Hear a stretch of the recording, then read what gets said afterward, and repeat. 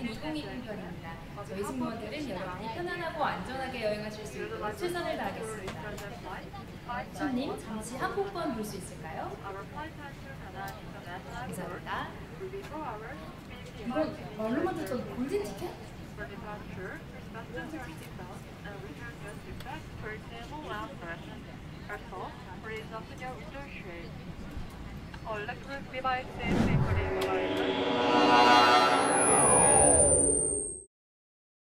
이봐요.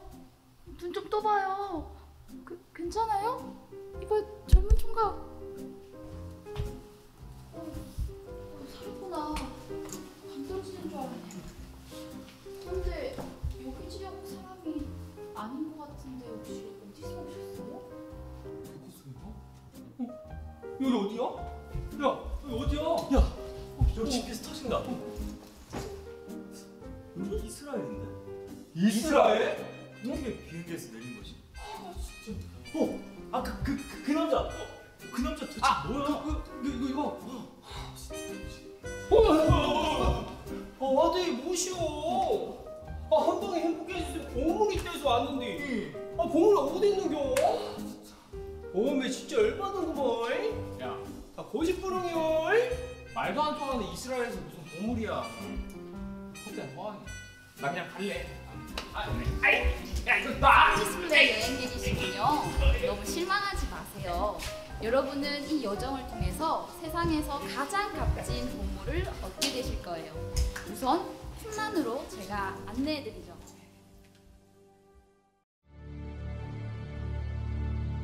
기원전 2세기부터 로마에 의해 예루살렘 성전이 파괴되던 무렵까지 세상과 격리한 채 율법을 지키며 금욕적인 삶을 살고자 했던 유대인의 한 종파가 있었습니다. 이 종파는 에세네파라고 부르기도 하는데 여기 쿰란 지역 황야에서 금욕적인 생활을 하며 좀 더 율법적으로 살고 좀 더 죄와 멀어져서 하나님의 의를 얻으려고 마음을 정한 유대인의 집단을 말합니다. 자신들을 빛의 아들들, 사도들이라 부르며 처자식도 재산도 다 버리고 뜻을 같이하여 전국에서 모인 사람들이었습니다. 이곳은 그들이 살았던 집터입니다. 공동식당과 세례장소인 미크베 등등 그들의 삶의 흔적을 볼 수 있는데요. 이들은 함께 모여 식사하며 매일 그들만의 신성한 떡과 포도주로 성찬 예배를 드리고 매일 성경 읽기와 기도, 성경 공부에 몰입하며 살았습니다. 특히 정결의식인 세례를 매일 행했던 것과 성경을 필사하여 보관하는 일을 계속 해왔습니다.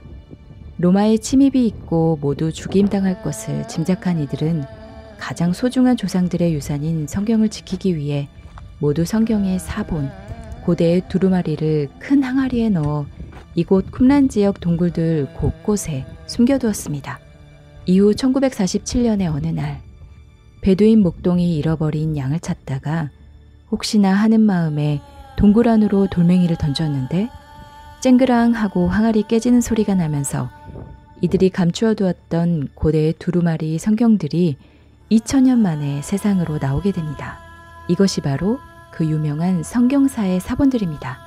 그 중에 저 동굴에서 발견되었던 이사야 사본은 지금도 세계 최고의 보물로 꼽히고 있죠.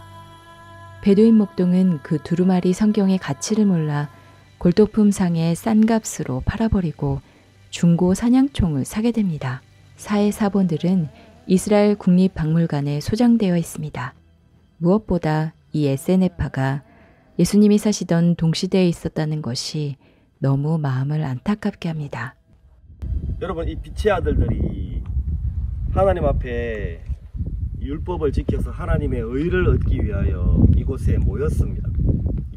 그들은 좀 더 하나님 앞에 진짜 경건해지려고 처자식도 버리고 모든 것을 버리고 여기 와서 살았지만 같은 시대에 같은 하늘 아래 바로 자동차를 타고 7분 거리에 예수님이 세례요한을 만났던 그 요단강이나 거기서 세례요한이 같은 시대인데 같은 하늘 아래 같은 시대 같은 시간대입니다.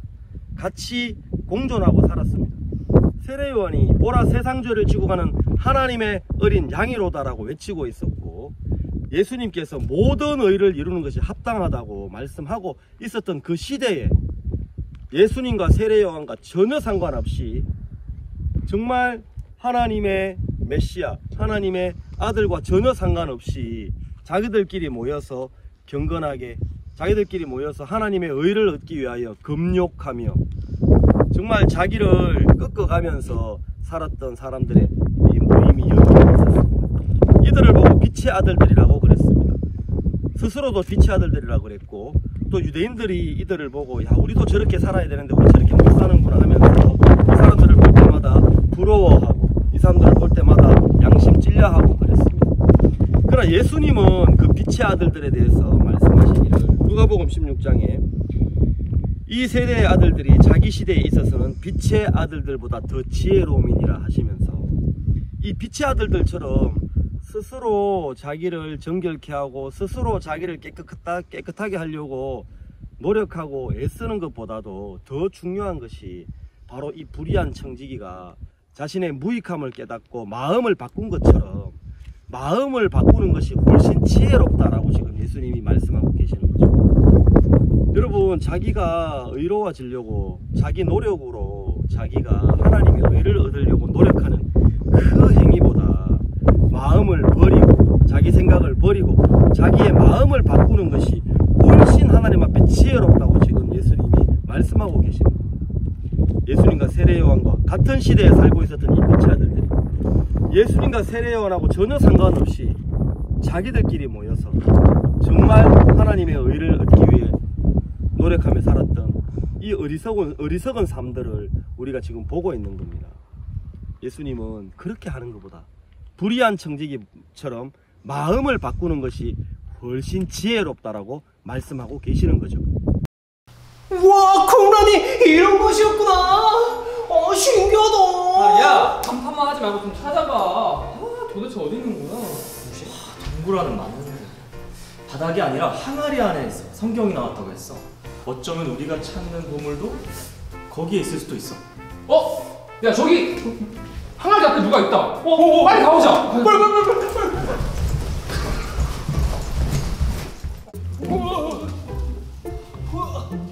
여긴 어떻게 오셨죠? 오호! 이스라엘 성지순례 여행객이시군요. 반가워요. 저는 쿰란에서 성경이 담겨있던 항아리를 관리하고 있어요. 혹시 감춰져 있던 성경이 어떻게 발견됐는지 아시나요? 저 알아요. 그 양치기소 배두이 목동. 그 목동이 양을 찾으려고 동굴에 돌을 던졌는데 그 돌 맞고 깨진 항아리 속에 성경이 있었잖아. 이야. 어디 갔어? 야, 아까 다 같이 들었잖아. 혹시 너 들었지? 네, 맞아요. 배두이 목동에 의해 1947년 만에 성경이 세상에 나오게 되었어요. 그렇다면 SNF파 중 예수님과 같은 시대에 살면서 성경을 보존하기 위해 글을 쓰고 보관했던 이들은 누굴까요?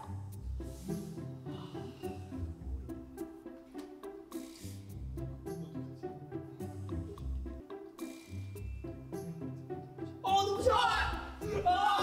눈부셔. 뭐였더라? 빛의 아들들입니다. 자신들의 의와 지혜로 율법적으로 또 금욕적으로 스스로 하나님의 의를 얻으려고 살았던 유대인 남자들이죠. 그들을 예수님은 안타깝게 여기셨는데요.